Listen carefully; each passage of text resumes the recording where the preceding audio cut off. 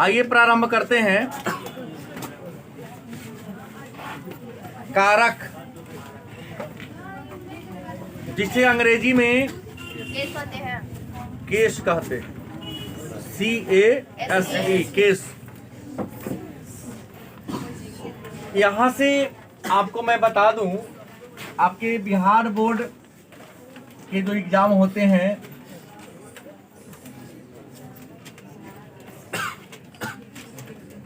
तीन नंबर का प्रश्न प्रतिवर्ष पूछा जा रहा है कारक से। तो सबसे पहले हम लोग को जानना है कि कारक क्या है, कारक कहते किसे। आपका उत्तर होगा संज्ञा या सर्वनाम के जिस रूप से वाक्य के अन्य शब्दों के साथ संबंध सूचित हो, कारक कहलाता है। आप यहाँ संज्ञा का मतलब किसी वस्तु के नाम को कहते हैं, और संज्ञा के जगह संज्ञा के बदले, मतलब किसी व्यक्ति के नाम के जगह उसके नाम के बदले जिस शब्द का प्रयोग होता है उसे कहते हैं सर्वनाम, माने सबका नाम। संज्ञा या सर्वनाम के जगह किसी व्यक्ति का नाम या उसके नाम के बदले में जिस रूप में वाक्य का अन्य शब्दों के साथ संबंध को सूचित हो उसे क्या कहते हैं, कारक। या क्रिया के उत्पत्ति में जो सहायक हो, वस्तुनिष्ठ प्रश्न डाल देगा, क्रिया के उत्पत्ति में सहायक को क्या कहते हैं, कारक कहते हैं।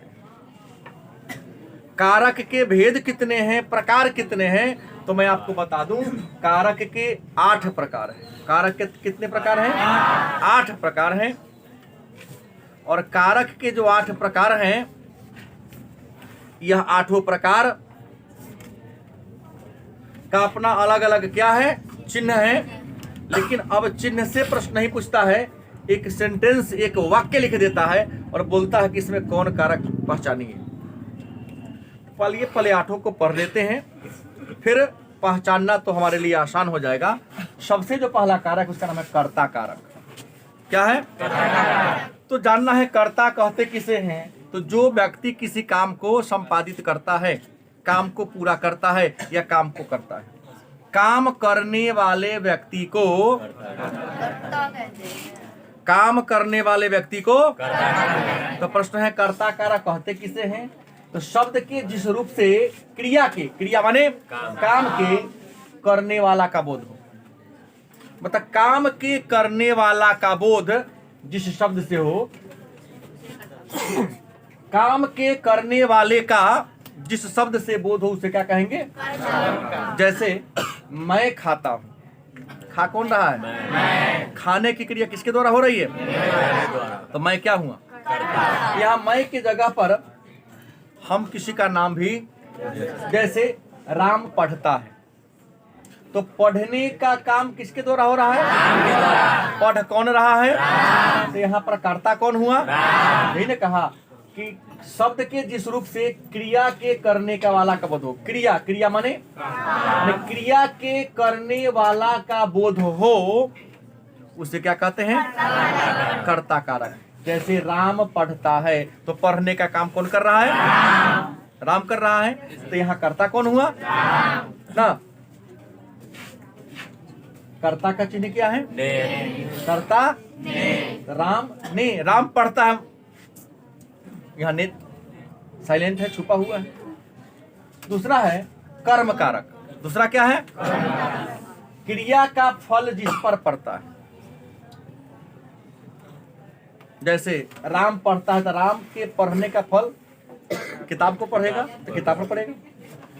क्रिया का, क्रिया माने काम, क्रिया माने क्रिया का फल जिस पर पड़ता है, माने काम का फल जिस पर पड़ता है उसे क्या कहते हैं, क्रिया का फल जिस पर पड़ता है उसे कर्म कारक कहते हैं।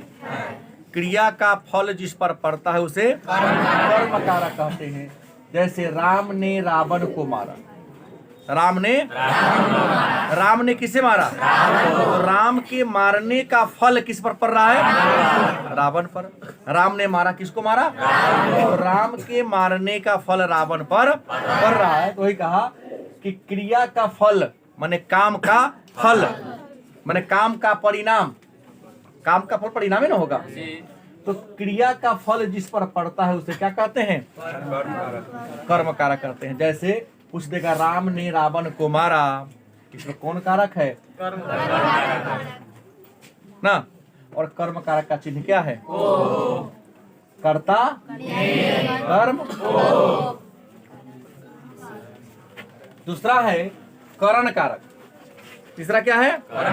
कारक का जो तीसरा भेद है, तीसरा प्रकार है, नाम क्या है? करण कारक। कर्ता मैं हूं, आप, दुनिया के सभी लोग करता है, क्योंकि सब कोई ना कोई काम जरूर करता है। तो काम करता है तो किसी न किसी हथियार से, चाहे औजार से या किसी की सहायता से करता है। विद्यार्थी का औजार कलम किताब है, कलम किताब से कोई पढ़ने लिखने का काम करता है। मैं भी बोर्ड पर लिखता हूं तो मार्कर से लिखता हूं, क्या बिना मार्कर के मैं लिख पाऊंगा? नहीं लिख पाऊंगा। तो हर इंसान किसी न किसी काम को करता है। तो काम करने के लिए कोई न कोई औजार, कोई न कोई उपाय, कोई न कोई हथियार का सहायता लेता है। लेता है कि नहीं लेता है? वही कहा कर्ता माने काम को करने वाला।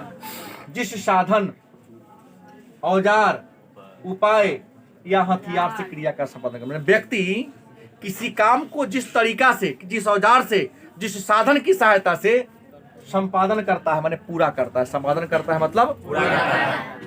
कर्ता जिस साधन से क्रिया का संपादन करता है, या कर्ता जिस साधन से क्रिया का संपादन करता है, या जिस हथियार से क्रिया का संपादन करता है, या जिस औजार से क्रिया का उसे कौन कारक कहेंगे? जैसे राम कलम से लिखता है। राम लिखता है किसकी सहायता से? बराई लकड़ी को काटता है, या बराई आरी से लकड़ी को काटता है। तो बराई लकड़ी को काटता है कथी से? किसान कुदाल से खेत को कोड़ता है। तो किसान खेत को कोड़ रहा है, लेकिन कथी से? किसान खेत को जो हल से जोत रहा है या ट्रैक्टर से जोत रहा है। तो जोतने का काम किससे होता है? तो जिसकी सहायता से, जिस औजार से, जिस हथियार से क्रिया का संपादन हो उसे करण कारक का चिन्ह क्या है? एक अंतर देखिएगा, यहाँ जौरे जुटल है, हटल न है। यहाँ से कर रहे हैं, कुदाली से खेत को जोत रहा है, तो कुदाली हाथ में नहीं रह रहा है। ट्रैक्टर से, ट्रैक्टर पर चढ़ के ट्रैक्टर के साथे चल रहा है तब जुता रहा है। कि ट्रैक्टर को खेत में छोड़ देगा तो जोताते रहेगा, कुदाल को खेत में फेंक देगा तमाते रहेगा? नहीं होगा। संबंध जुड़ेगा, हाथ साथे रहेगा तब होगा। आरी से काटा मैंने आरी से हाथ से रख के खींच रहा है तब कटाएगा, नहीं तो नहीं खींचाएगा। वह चम्मच से चाय पीती है। चम्मच से मैंने उठा के पी रही है, उठाती है मुंह में, इना तो नहीं कि चमचवा रख दिया कप में, चमचवा आपने उठा के धर रहा है। चिक चिक के, चक चक के कहो, चिक चिक के मत कहो। संप्रदान कारक क्या है? संप्रदान कारक। कर्ता जिसके लिए क्रिया का संपादन करे। संप्रदान है कर्ता माने काम को करने वाला, जिसके लिए, किसी अन्य के लिए। सब इंसान किसी न किसी के लिए कुछ काम करता है। जैसे आप लोग मेरे लिए और अपने बाबूजी के लिए पढ़ते हैं, अपने लिए तो पढ़ते नहीं। पढ़ के जाते समय प्रणाम करना, गुरुजी जो आपसे मैंने पढ़ा, जो पढ़तंग सो गुरु दे देते हैं। आज के बाद मैं पूरा शून्य हो गया। क्या गलती बोल रहा हूँ? कर्ता माने व्यक्ति, काम को करने वाला, जिसके लिए क्रिया माने काम। कर्ता माने काम को करने वाला, क्रिया माने काम। जिस शब्द के अंत में ना हो क्रिया कहलाता है। एक लाइन में, आप बाद को छोड़कर ना, नाना, जनाना, खजाना, चना भी होगा। चना नाम आगे तो क्रिया ही है। प्रश्न है कर्ता जिसके लिए क्रिया का संपादन करे, माने काम को, कोई व्यक्ति जिसके लिए काम को करता है वह क्या कहलाता है? संप्रदान कारक कहलाता है। जैसे राम ने सीता के लिए या के वास्ते रावण को मारा ना। राम ने सीता के लिए रावण को, रावण को किसने मारा? काहेला मारा? अगर सीता बीच बीच में नहीं होती तो क्या राम रावण को मारते? नहीं मारते। पुत्र ने पिता के लिए दवाई लाया। पुत्र दवा लाता है किसके लिए? क्या के लिए या के वास्ते? अगर आप काम कर रहे हो, किसी के लिए कर रहे हो, अपने लिए नहीं किसी दूसरे के लिए कर रहे हो, लेकिन कर तुम रहे हो, तो उसे कौन कारक कहेंगे? चिन्ह क्या है? के लिए, के वास्ते। पूछ सकता है के वास्ते कौन कारक है? के लिए या को के वास्ते चिन्ह किस कारक का चिन्ह है? आपादान ना, जिससे बिखराव, अलगाव या जुदाई का बोध हो। एक लाइन में आपादान कारक वह है जिससे अलगाव, जुदाई या बिखराव का बोध हो। क्या कहेंगे? संज्ञा या सर्वनाम के जिस रूप से वस्तु के साथ जुदाई या अलगाव का, संज्ञा या सर्वनाम के जिस रूप से वस्तु के साथ जुदाई, अलग होने का, बिछुड़ने का बोध हो, तो उसे क्या कहेंगे हम? जैसे पेड़ से पत्ता गिरता है, पेड़ से पत्ता गिरेगा, टूटिए कि नहीं गिरेगा? तो पेड़ से पत्ता क्या हो गया? अलग हो गया। गंगा हिमालय से निकलती है, तो गंगा तो हिमालय से निकल रही है ना, हर साथ ही हिमालय को लेकर तो नहीं चल रही है ना। शिवम 2 पत्थर से कुत्ता को मारता